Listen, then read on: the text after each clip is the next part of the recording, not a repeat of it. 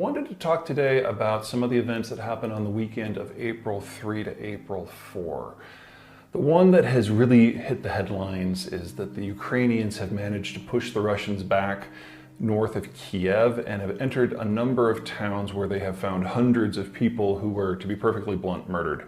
There were entire streets where there was a dead man outside of each house where the Russians had gone in, grabbed the head of household, and simply executed them. There were several dozen bodies that were found with their hands bound and shot execution style, and then there were more than a handful of mass graves. As the Ukrainians have advanced further north, we know that the original massacre that was discovered in Bucha on April 3rd has now been replicated in a number of other locations. So we are definitely looking at war crimes quality of activity here. The only real question in that is who is ultimately responsible. A regiment commander, the theater commander, Putin himself, individual foot soldiers. We don't have an answer for that, but this definitely qualifies as war crimes under any definition you could care to use. Almost lost in the background of that was a statement by the Deputy Prime Minister of Poland, one Jarosław Kaczynski, that Poland was open to the idea of the United States stationing nuclear weapons on Polish soil. Now, normally when American troops and American nukes come into the discussion, the answer is usually not just no or an emphatic no, but a lot of grandstanding about the no. The United States, in order to have a foreign deployment of size, requires something called a status of forces agreement that requires the local government to basically stand aside if there are any crimes committed by American forces. They'll be tried by an American military court. And because of that, the United States has very few large-scale deployments unless there's something else in play. So, for example, today, the United States only has 3 significant deployments.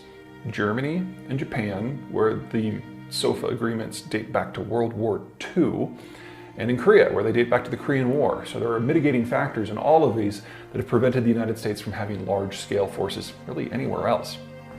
And so here we have a European leader actively, publicly advocating not just for American forces, but for the most typically politically divisive type of forces that the Americans have, the nuclear arsenal. The question is why and why now? Let's start with Kaczynski himself. He may be deputy prime minister, but he's actually the guy who's in charge of Poland. In many ways, Kaczynski is a combination of some of the less desirable aspects of Barack Obama, Donald Trump, and William Jennings Bryan. He's a populist, he's a nationalist, he's a horrible manager, and he has refused to go away. He has been at the or near the top of the Polish political scene now for roughly 20 years. And his position as DPM allows him to tell everyone what to do without having the day-to-day responsibilities for actually carrying out the job. So it's kind of the perfect spot for someone who's not good at management, but has the charisma to attract a lot of votes. And he's made a good world for himself. What that means, of course, is that Kaczynski, regardless of what you think of his personality or his politics, does speak for the Polish government because he really is the Polish government. So that's the who. Let's talk about the why. Right now, the dominant concern in NATO countries is that the Russians will not stop, not just until they've gotten all of Ukraine, but until they've moved beyond Ukraine. The problem is for the Russians to feel secure, they need to secure a series of gateway territories that separate the Russian space from the rest of the world. And Putin's goals for the last 20 years is about getting Russian troops on the ground in as many of those gateways as possible. That's what the Georgian War was about. In part, that's what Nagorno-Karabakh was about. That's what the Crimea War was about. Ukraine, unfortunately for the Ukrainians, sits between the Russians in 2 of those gateways. The Bessarabian Gap that moves over into the Turkish space, and the Polish Gap, which goes into Poland and the German space. Which means that if the Russians do succeed in conquering Ukraine, and I'm still of the belief that in time with a sufficient application of artillery and inhuman violence, they will, then the next stop is to move into Ukraine. The specifics of the Polish Gap is that it's where the plain narrows. So if you are east of Poland, the flatlands of Central Eurasia and Eastern Europe are about 2,000 miles north to south. But then it suddenly narrows at the Belarusian-Polish border to about 300 miles. And then it narrows to about half of that as you move into Poland between the Carpathians and something called the Masurian Lake District, which is simply too boggy and rugged for tanks to move through. So from the Russian point of view, they don't have to just get Ukraine. They need to move into Poland proper and fairly deep into Poland proper.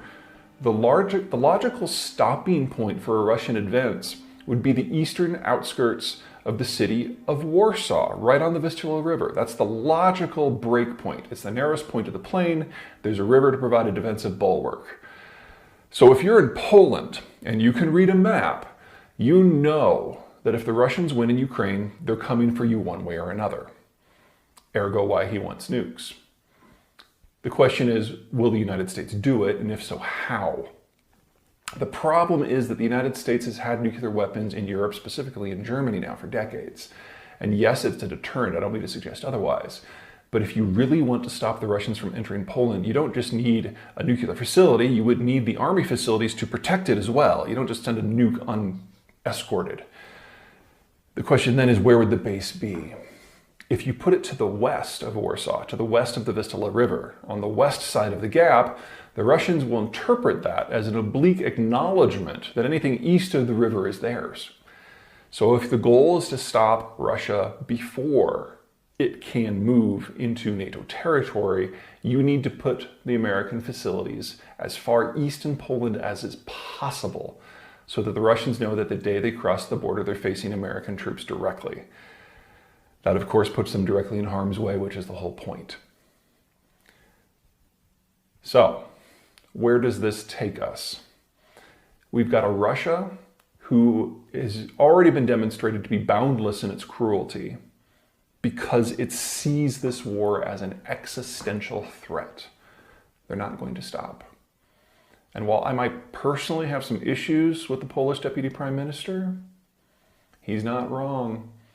If the goal here is to prevent a NATO-Russian fight, and for whatever reason we can't stop that in Ukraine, Poland is where the line will be drawn. And that requires forward position troops to make it stick. Whether it'll be done or not, of course, is up to the politics of the Europeans and Washington. And it's simply too soon to know how that'll shake out. But this is going to be the debate. All right, that's everything from me. Until next time.